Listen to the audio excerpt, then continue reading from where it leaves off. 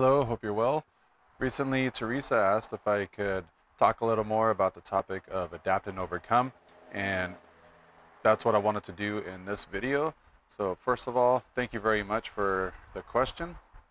I'll talk a little bit about what it means to adapt first, and then go over a couple examples and what it means to adapt. So circumstances change, and you need to adjust to those circumstances. And now this can be in an instant or it can be gradually over time.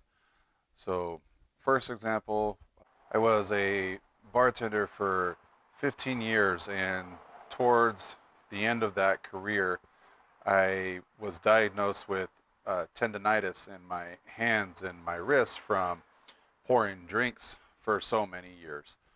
That action of pouring a drink plus the weight added on to from the bottle or from the bottles just wore on my hands and my wrist over time, and I eventually got to a point where I could barely open my hands some nights, and then other nights the grip wasn't always there, and like my hands would get really swollen.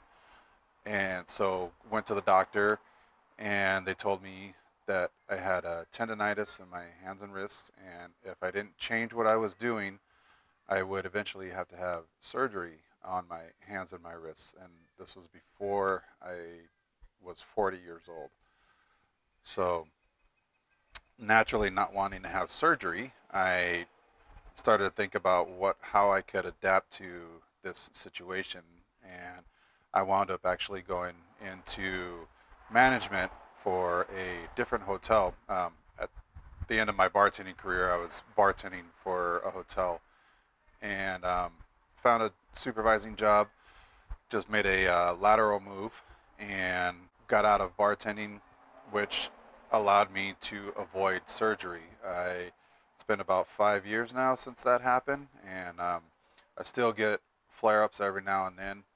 I still have instances where I'll be carrying something in my hands, and all of a sudden I'll get like a sharp pain and will almost drop whatever it is that I'm carrying. It's can get that bad, but I wound up avoiding surgery, which was the goal.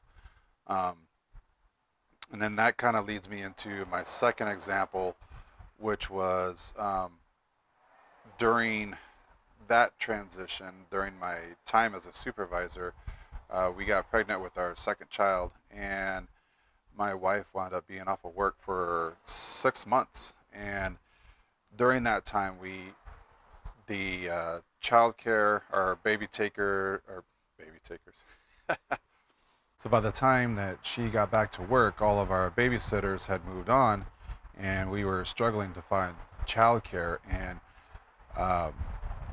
one of us becoming a stay-at-home parent was a discussion that we had had for a while, leading up to the point where she was going back to work. And it finally came to the point where we figured that we could make it work with just under one income.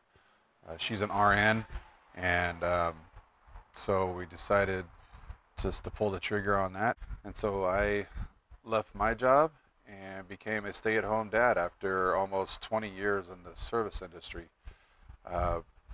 Took a long while to adapt to that change because of being a night owl for so many years, and you know, being out in the public, talking to people, and now I'm at home with my 2 kids all day, every day, and getting up early in the morning as opposed to going to bed early in the morning. So those were a couple of examples that I had.